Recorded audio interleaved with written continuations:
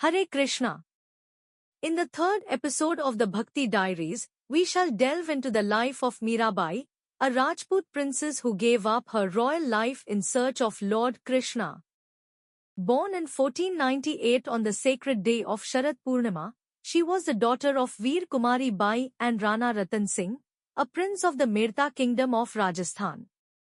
Since she was born into a family of devoted Vaishnavas, she grew up listening to the melodious bhajans sung by saints and sadhus who frequented the royal palace. Once when a wedding procession passed the palace of Merta, the little Meera innocently asked her mother as to who her groom was. Unaware of what to answer, Veer Kumari pointed to an idol of Lord Krishna and told Meera, "He is your husband, your groom." These words left an indelible impression on the innocent mind of little Meera. She took her mother's words to heart and began to adore Lord Krishna as her groom. She affectionately called him Giridhar Gopal, implying Lord Krishna, who held the mighty mountain on his fingertip. When Meera was still a little girl, her mother passed away. Her father was busy fighting battles, and Meera enjoyed very little of her parents' affection. At the age of 18, against her wishes, Meera was married to Bhojraj Singh, the prince of the royal family of Chittor. Meera's in-laws were fiercely devoted to Tulja Bhavani, a form of goddess Durga. Coming from a devout Vaishnava upbringing, Meera firmly but politely conveyed to the royal family that she had already offered herself to her Giridhar Gopal, and hence, could not half-heartedly worship the goddess. Her in-laws were angered, and this was only the beginning of troubles at her marital home. After completing her royal duties, Meera immersed herself in singing hymns for Lord Krishna. Since she considered herself as already wedded to Lord Krishna, Meera could never accept Bhojraj as her husband. As the days passed, Bhojraj was fascinated by Meera's detachment and personality. Both of them enjoyed a relationship of friendship and understanding, with Bhojraj appreciating Meerabai's poetic talents and admiring her love for Lord Krishna. Bhojraj built a temple of Lord Krishna in the premises of the royal palace so that Meera could carry on with her devotional singing undisturbed. Meera loved the company of devotees and saints who would gather at the temple to listen to her mesmerizing voice.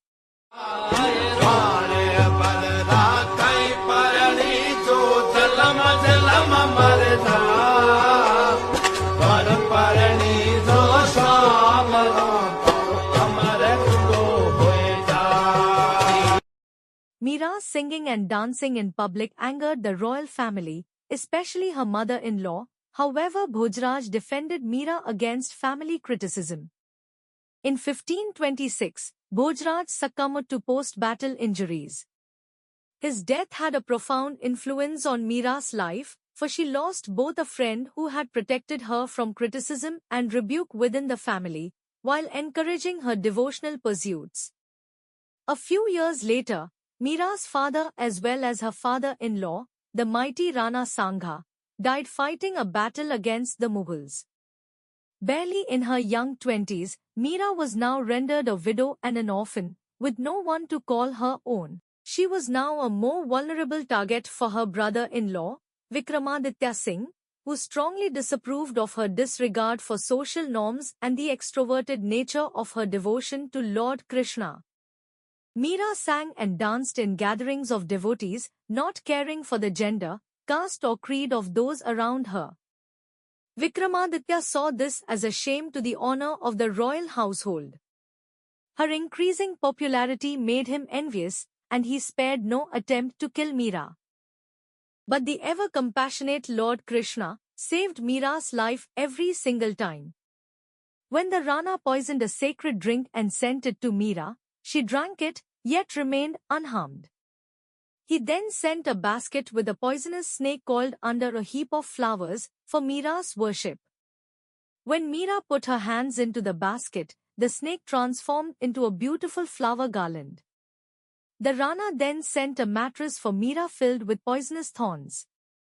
As Meera lay down on it, it turned into a bed of rose petals. A ferocious tiger was let loose into the garden where Meera was once walking, and much to the Rana's dismay, the wild creature transformed into a docile being before her.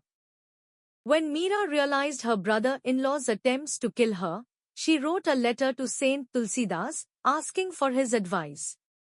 The saint replied that one must renounce anything that stands in the way of one's devotion to the Lord, even if it were one's own family.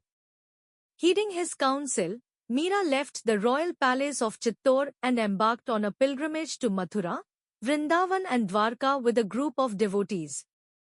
Her complete transition from the luxurious life of a Rajput royal to the austere lifestyle of a wandering nun was indeed exemplary.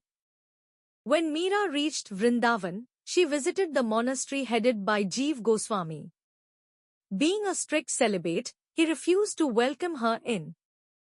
Unaffected, Meera spoke her heart out saying, "So far, I had felt that Lord Krishna was the only man in this world, and that all of us regardless of our gender are only his gopis. In the sense, we all are females before him." These words opened the eyes of Jeev Goswami.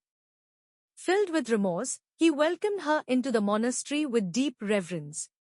From Vrindavan, Meera travelled to Dwarka, where Lord Krishna had given up his physical body. She lived there for some years, singing and worshipping her beloved Krishna. The